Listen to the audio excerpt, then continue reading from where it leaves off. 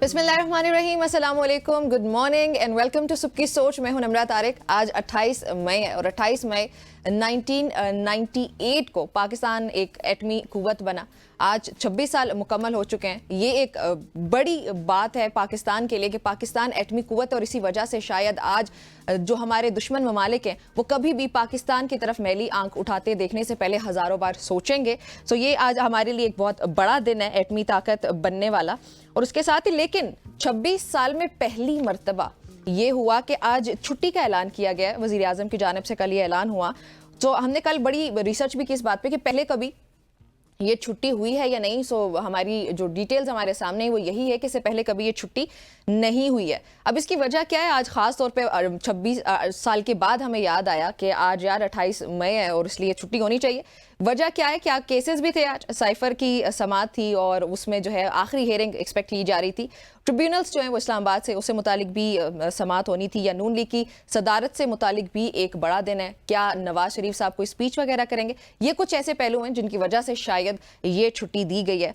लेकिन वैसे नून लीग ये वही हुकूमत है जिसने 2013 में आते साथ ही ये कहा था कि हम लोग बहुत छुट्टियां करते हैं, इसलिए हमें छुट्टियां नहीं करनी चाहिए, और जो पब्लिक हॉलीडेज थी उनको खत्म कर दिया गया था। अभी स्टूडियो में हमारे साथ खालिद जमील साहब भी मौजूद है, उनसे भी बातचीत करेंगे। लेकिन पहले शामिल करते हैं हेडलाइंस।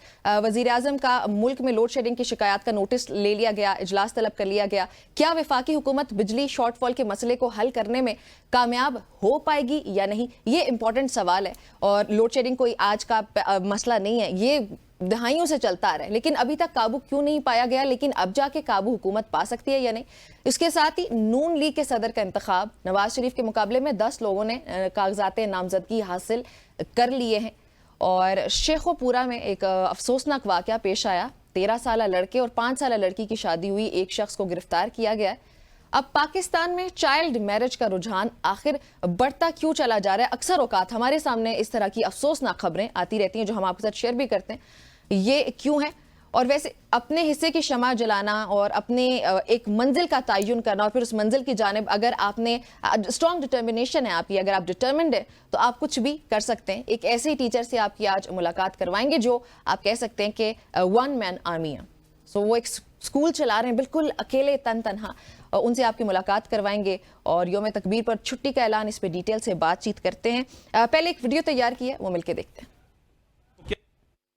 क्या खत लिख रहे थे और जो डिफॉल्ट कराने की ख्वाहिश थी आपकी कि मैं इक़्तिदार में नहीं रहा, मेरे सियासी मफाद पूरे नहीं हो रहे, तो मैं पाकिस्तान के मफाद को कुर्बान कर दूं और पाकिस्तान में तबाही बर्बादी फैल जाए। PMLN जो है वो N stands for Nawaz Sharif. इस पार्टी की बुनियाद उन्होंने एक लिहाज से रखी। ये जमात जो ड्राइंग रूम्स तक महदूद हो चुकी थी, ये जमात जो वोटर्स तलाश करती फिरती थी, इसको जिंदा किया। हमाकत हमेशा जो है वो बंदे के अंदर से ही जन्म लेती है, लेकिन मैं उनके लिए दुआ गो हूँ। मैं सियासी तौर पे मैं उनसे मुतफिक नहीं हूँ, लेकिन मैं उनके लिए दुआ गो हूँ कि अल्लाह ताला उन्हें मुजीबुर रहमान साहब के अंजाम से जो है वो बचाए। उन्होंने हमारी आवाम का एहसास किया, सूबे का एहसास किया। इसी तरह ये हमसे एक्सपेक्ट कर रहे थे, हम भी एहसास करें उन चीजों का कि जो नुकसान हमारी वजह से अगर होता है फेडरल गवर्नमेंट को, पावर डिवीजन को, उस पर इंशाल्लाह के काम होगा और इंशाल्लाह अच्छे रिजल्ट आएंगे। मौलाना फजल रहमान साहब से बात, मेरा उनका कोई 25 साल का ताल्लुक है। मेरा नहीं ख्याल कि कभी ऐसा वक्त आया जब मेरा उनका राब्ता नहीं रहता। मैं इंटीरियर मिनिस्टर बन गया तो मैं उनसे ताल्लुक छोड़ दूं, उनका गवर्नमेंट के साथ इशू होगा मेरे साथ जाती तौर पर तो वो इंशाल्लाह ताला रहे। जी, तो ये डिटेल वीडियो आपने देखी है। अहम मामला जो अभी अहम खबरें हमारे सामने आ रही हैं। अच्छा, एक और इंपॉर्टेंट खबर है, वो ये कि कायम मकाम सदर यूसुफ रजा गिलानी की साहब की जानिब से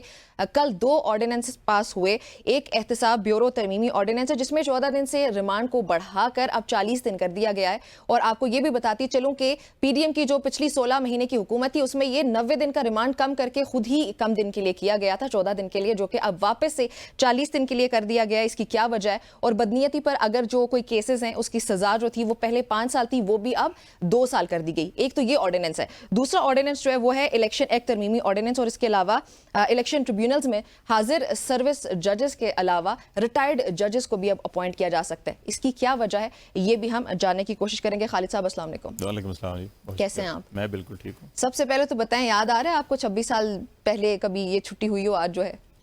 नहीं, पाकिस्तान के इन 26 सालों में इतनी खौफजदा बुज़दिल हुकूमत भी कभी नहीं थी, तो इसलिए छुट्टी भी करनी पड़ी। बुनियादी तौर के ऊपर देखें कि अगर आप पाकिस्तान के इस वक्त हालात को देखें और इसमें ख़ास तौर के ऊपर ये सियासी हालात हैं और जिसमें जितने भी मुकदमात बनाए गए इमरान खान के ख़िलाफ़ वो सारे अब अपने मंतकी अंजाम तो पहुँच रहे हैं। इलेक्शन से पहले रात की तारीकी में अडयाला जेल के अंदर हेयरिंग होती रही और उसमें जिस किस्म की हेयरिंग्स हुई उसमें भी अभी आप जब ओपन कोर्ट हेयरिंग हो रही हैं तो उसमें इस्लामाबाद हाई कोर्ट में आप देख रहे हैं कि जजेस तक हैरान भी हैं, परेशान भी हैं और मुतअद्दद बार वो प्रोसिक्यूशन का मजाक भी उड़ाया जजेस ने कि ये क्या आपने कानून का और अदलिया का हाल किया और किस तरह से आप करते रहे हैं। तो वो अब इनको मालूम है कि कल 29 मई को इद्दत का जो केस है उसका फैसला आ जाना है। आज साइफर केस की आखिरी समाअत थी जिसमें जो प्रोसिक्यूटर है उसने अपने हतमी दलाइल देने थे और उस आखिरी समाअत में ये कहा गया था कि आधा घंटा ज़्यादा लेंगे और फिर जवाब अगर सलमान सफदर ने देने होंगे तो उन्होंने भी कहा था मैं आधा से पौना घंटा लूँगा। तो आज जजमेंट रिजर्व होनी थी, मुमकिन है within a week 10 days जो है कि ये अनाउंसमेंट होती। तो आज एकदम अचानक छुट्टी करने का एक मकसद ये भी था कि साइफर केस जो आज कंप्लीट हो रहा था वो एटलीस्ट हफ्ता 10 दिन अब उसकी समाअत आगे चली गई है। समाअत आगे जाने का मतलब है कि वो जब समाअत मुकम्मल होगी तो उसकी फिर जजमेंट लिखने भी टाइम लगता है, तो मज़ीद हफ्ता 10 दिन। तो ये जो एक्सपेक्ट किया जा रहा था कि जून के फर्स्ट वीक में इमरान खान तमाम मुकदमात में रिहा हो जाएंगे क्योंकि इद्दत का केस भी अभी कल फैसला आ जाना है, तो वो जून के मिड तक मामला शायद चला जाएगा। तो एक तो ये है। दूसरा, कल ही जो अभी आपने खबर भी अनाउंस की कि कायम मकाम सदर पाकिस्तान पीपल्स पार्टी के यूसुफ रज़ा गिलानी साहब जो खुद नैब के विक्टिम रहे हैं, बिल्कुल, और वो जो है कि उन्होंने भी ये साबित किया, मेरा ख्याल है कि पीपल्स पार्टी अभी बी टीम बन चुकी है। वो अभी पीपल्स पार्टी वो नहीं है जो कभी भुट्टो साहब की पार्टी हुआ करती थी या बेनज़ीर भुट्टो की पार्टी होती थी। अब ये बी टीम कोई है पीपल्स पार्टी की।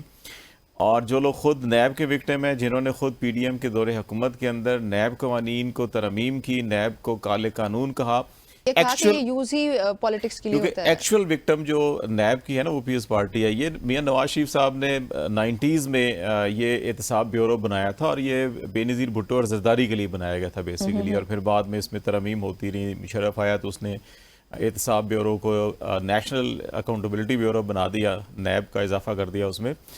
तो अभी जिसको खुद ये काला कानून करार देते थे और उसको खत्म करके तरमीम की, जिसको फिर पीटीआई ने चैलेंज किया सुप्रीम कोर्ट में, पीटीआई के हक में फैसला आया और फिर इस हुकूमत ने, निगरान हुकूमत ने इसको दोबारा चैलेंज किया और परसों हेयरिंग है उसकी। तो जिस चीज को आपने खुद अमेंडमेंट करके फिर उसके खिलाफ आप सुप्रीम कोर्ट में भी गए हुए हैं, उन्हीं चीजों को खुद दोबारा रिवाइज कर रहे हैं, अपना केस भी खराब कर रहे हैं। पॉलिटिकल गेन्स के लिए है या क्या वजह? इसकी इफ्तिखार शिराजी साहब भी हमें ज्वाइन कर चुके हैं। शिराजी साहब अस्सलाम वालेकुम। जी वालेकुम अस्सलाम। शिराजी साहब, कल पास होने वाले 2 ऑर्डिनेंसेस के हवाले से हम अभी बात कर रहे हैं। क्या वजह पड़ी कि पार्लियामान का प्लेटफॉर्म हमारे पास मौजूद है, पार्लियामेंट का इजलास बुलाया जा सकता था, नेशनल असेंबली का प्लेटफॉर्म है, सेनेट का है, क्या जरूरत पड़ गई थी कायम मकाम सदर को ये पास करने कितनी जल्दी? बस क्योंकि जब आप गैर मकबूल फैसले करते हैं और आपको इस बात का यकीन होता है कि पार्लियामान इस तरह के फैसलों को स्टैंप नहीं करेगी और आपके अपने लोग इसके मुखालिफ हो जाएंगे, जैसे आपने पंजाब में देखा है कि हतक इज्जत का कानून लेके आए हैं, वहाँ पे खुद उनके जो इत्तेहादी हैं, जो बी टीम उसे कह लें पीपल्स पार्टी की, वहाँ के गवर्नर उस पर सिग्नेचर नहीं कर रहे, वो एतराज़ात उठा रहे हैं कि शायद ये दुरुस्त नहीं है। तो मेरा ख्याल में यहाँ पे भी सूरत हाल ऐसी थी और मालूम था कि अगर ये मामला पार्लियामान में लेके जाएंगे तो बुनियादी तौर पे इसके पीछे जो छुपे अज़ाइम हैं वो भी खुल के सामने आएंगे और खुद अपने लोग, क्योंकि बहरहाल हर जमात के अंदर एक होता तो बड़ा छोटी तादाद है उन लोगों की, लेकिन बहुत सारे लोग ऐसे होते हैं कि जिनके बड़े जमहूरी रवैये होते हैं और उनका ख्याल ये होता है कि इस तरह के कवानीन जब आप ऑर्डिनेंस की शक्ल में लेके आएंगे तो कल को यही फिर रियासती इदारे आपके खिलाफ इस्तेमाल करेंगे, तो बेहतर है कि इस मामला से इतराज़ किया जाए, लेकिन ऐसा होता नहीं है। आपको मालूम है कि पाकिस्तान के अंदर जो ज़्यादातर सियासी जमातों का माइंड सेट है वो पावर पॉलिटिक्स का है, गोया कि इक़्तिदार का असूल और फिर उसको बाकी रखना, ये जब मद्दे नज़र हो तो फिर पार्लियामान अगर चल भी रही हो तो उसके इजलास फौरी तौर पर मुलतवी कर दिए जाते हैं ताकि सदर को वो मौका फराहम किया जाए कि जिसके जरिए वो ऑर्डिनेंस का इजरा करके इस तरह के कवानीन को इम्प्लीमेंट करे। तो मेरे ख्याल में अगेन अनफॉर्चुनेट ये वो जमातें हैं कि जब ये 2018 की असम्बली में अपोजिशन में थी तो तहरीक इंसाफ पे शायद ये इनका तनकीद हुआ करती थी कि सदर साहब ने जो है वो ऑर्डिनेंस का इजरा क्यों कर दिया है, अगर जो उस वक्त ये भी पार्लियामान को डिसफंक्शन रखने में एक तरह से इंटरेस्टेड थे। तो अब इनको मौका मिला है, चाहिए तो ये कि अगर वो कोई कानून साजी करना चाहते हैं तो फ्लोर ऑफ द हाउस चीज़ों को लेके आएँ और वहाँ पे डिस्कस डिबेट करें। और चीज़ों को मेरिट पे किया जाए, लेकिन वो लोग के जो इस मुल्क में जमहूरियत की बालादस्ती का मुकदमा लड़ रहे हैं वो मुसलसल गैर जमहूरी रास्तों के जरिए चीज़ों को एड्रेस करने की कोशिश कर रहे हैं। बिल्कुल ऐसी, दैट इज़ वेरी अनफॉर्चुनेट। अच्छा खालिद साहब, आपकी तरफ आऊंगी। कल एक इंपॉर्टेंट प्रेस कॉन्फ्रेंस हमारे सामने अली अमीन गंडापुर, अवैस लगारी साहब, मोहसिन नकवी, फिर मुलाकातें भी सामने आ रही है मोहसिन नकवी के साथ। अली अमीन गंडापुर क्या अचीव करना चाह रहे हैं, या उनको क्या देखिए, दो चीज़ें, एक सियासी मामला है, एक है इंतज़ामी मामला है। बतौर चीफ एग्जेक्टिव केपी जो है कि वो वफाक के साथ उनको बगैर मुलाकात के मामला चल नहीं सकते। कि केपी का जो अगर कोई तकरीबन 1700 अरब का बजट है और उसमें से 1200 अरब अगर आपने वफाक से लेने हैं, आपके डिविजल पूल और बाकी टैक्सेस की मद के अंदर रॉयल्टी है, आपके नेट हाइडल प्रॉफिट का मद में पैसे आने होते हैं, वो सारे पैसे अगर आपने वफाक से लेने हैं तो फिर आप वफाक से मिले बगैर मामलात को ठीक नहीं कर सकते। और फिर जो इलेक्ट्रिसिटी की लोड शेडिंग के मामलात हैं, ये भी सारे के सारे पावर कंपनी जो हैं, डिस्ट्रीब्यूशन कंपनी जो हैं, ये वफाक के कंट्रोल के अंदर है। तो इसलिए तो उनकी ये मुलाकातें मेरा ख्याल होनी चाहिए और तवातर के साथ जो भी फोरम है उनके ऊपर वफाक और सूबों को बैठ के बात ज़रूर करनी चाहिए। दूसरा मामला है सियासी, और सियासी मामला ये है कि इमरान खान जेल में है और इस वक्त पीडीएम की जो हुकूमत है, पीडीएम 2 कहें, प्लस कहें, या जो भी कहें इसको, कि एक तरफ इनकी ख्वाहिश है कि इमरान खान के साथ कुछ गिव एंड टेक किया जाए, कोई बातचीत की जाए और कन्विंस किया जा सके जी कि सारे के सारे सेटअप को वो कॉन्स्टिट्यूशनली तस्लीम कर लें, इस इलेक्शन रिजल्ट को तस्लीम कर लें और बैठ जाएं पार्लियामान के अंदर, बात करें और आगे कहीं चलें। और उस सिलसिले में बहुत सी पैगाम रसानी भी होती है। अब वो अगर आए हैं इस्लामाबाद के अंदर, SIFC के अंदर मीटिंग है, मुलाकातें हुई हैं, और बाज़ लोगों का ख्याल है ख़ुद भी अमीन अली गंडापुर ने इस चीज़ को कहा कि जो आर्मी चीफ से भी उनकी मुलाकात हुई है। एस्टैब्लिशमेंट अपनी एक पावर कॉरिडोर के अंदर अहमियत रखती है। आर्मी चीफ से मुलाकात, देखिए SIFC है ना, वहाँ पे मीटिंग में सबसे होती है, तो ये सवाल पूछा गया तो उन्होंने जो जिस किस्म का जवाब था तो उससे तो ये होता है अंदाज़ा। अब ये सारी जो चीज़ें हैं कि उसके फौरी बाद वो अडयाला जेल भी जाते हैं, इतवार को जाते हैं वो, और फिर से मुलाकात करते हैं, और फिर वापस आके दोबारा, अगरचे कहा जा रहा है कि बिजली के मामलात हैं, लेकिन बहुत सारी चीज़ें हैं। अब ऐन ऐसे मौके के ऊपर जो है इमरान खान के अपने सोशल मीडिया अकाउंट से जो है कि वो अगर 70 के इंतखाबात और सकूत ढाका के हवाले से बहुत से सवालात उठाए जाते हैं, तो ये कुछ चीज़ों की निशानदेही भी करते हैं कि अगर पैगाम हो भी रही है तो शायद अभी भी इमरान खान जो है कि वो इनकी शराइत मानने के लिए तैयार नहीं है, जिसकी वजह से कि उनके अपने सोशल अकाउंट से भी इतना एग्रेसिव, अगरचे बहुत सी चीज़ें हकाइक पर मबनी है, तारीख को झुटलाया नहीं जा सकता, उसको बदलने की कोशिश की जा सकती है, उसको मस्क करने की कोशिश की जाती है, लेकिन तारीख खुद जो है कि एक ट्रुथ होती है और उसको मेरा ख्याल है हम झुटला नहीं सकते। और इसमें हकीकत है कि हमने 70 के इलेक्शन में हमने अवामी मैंडेट का एहतराम नहीं किया और हमने बिला जवाज़ ताकत का गलत इस्तेमाल किया, इख्तियारात का गलत इस्तेमाल किया, आइन शिकनी की, जिसके नतीजे में हमें बहुत बड़ा नुकसान भी उठाना पड़ा। तो हमें माजी के उन तल्ख तजुर्बात से सबक सीखना चाहिए। तो मेरा ख्याल है कि इस वक्त भी जो सारी सूरत हाल चल रही है और उसमें यही चीज़ उजागर करने की कोशिश की जा रही है। गुज़श्ता रोज़ हमने देखा PMLN और PS पार्टी की तरफ से बड़ी तनकीद की जा रही थी कि इमरान खान के इस बयान और या उस सोशल मीडिया कैंपेन के हवाले से, लेकिन पाकिस्तान में ये भी हकीकत है कि जब भी इलेक्शन मैंडेट पे डाका डाला गया, चाहे वो नून लीग के मैंडेट पे डाका डाला गया, चाहे PS पार्टी के मैंडेट पे डाका डाला गया, हमेशा 70 की मिसाल दी गई कि हमने माजी से क्या सीखा कि हमने अक्सरियती अपनी आबादी को, अपने अक्सरियती मुल्क को गवा दिया, जहाँ से नजरिया पाकिस्तान, तहरीक पाकिस्तान ने जहाँ से जन्म लिया था, बंगाल से जन्म लिया था, हमने उसको खो दिया। तो अब हम क्यों नहीं सीखते कि बार बार हम हमारी मैंडेट के ऊपर डाकाजनी करते हैं और यहाँ पे एक जाली हुकूमतें बनाते हैं, जाली मैंडेट की हुकूमतें बनाते हैं। तो मेरा ख्याल है कि ये मेरा ख्याल है तारीख का सबक है जो हमें सीखना चाहिए, और बार बार हम वो गलती दोहरा रहे हैं, जिसकी वजह से यही बात कभी PS पार्टी कहती है, यही बात मियां नवाज शरीफ साहब लंदन में बैठ के कहते रहे कि जनाब हमें उस तरफ मत धकेला जाए कि जो 70 में हुआ। तो मेरा ख्याल है कि शेख मुजीबुर रहमान जो है कि 60 की दहाई में फातिमा जना के साथ खड़े थे, वो फातिमा जना के साथ आमरीत के खिलाफ खड़े थे, और उस दौर के अंदर आपने 3-3 साल उसको जेल में बंद रख के और फिर उस दौरान इतने बड़े बड़े साजिशी केस तैयार करते रहे। चोरी हुआ था। शिराजी साहब बहुत करीब समझा जाता है मुक्तदरा के, गंडापुर साहब को भी और मोहसिन नकवी साहब को भी। सो क्या इन दोनों का करीब आना, इन दोनों की मुलाकातें होना, ये क्या तहरीक इंसाफ के लिए, इमरान खान साहब के लिए भी रास्ते हमवार कर सकता है? देखिए, मेरा ख्याल में इसमें कोई शक नहीं है कि इन दोनों शख्सियात की कुर्बत तो है, लेकिन ये है कि जो लोग आज इस बात पे मोतरज़ हैं कि क्या गुफ्तगू होनी चाहिए कि नहीं होनी चाहिए, क्या अवामी रास्ता इख्तियार करना चाहिए या बंद कमरों में बैठ के भी मामला को सुलझाने की कोशिश होनी चाहिए।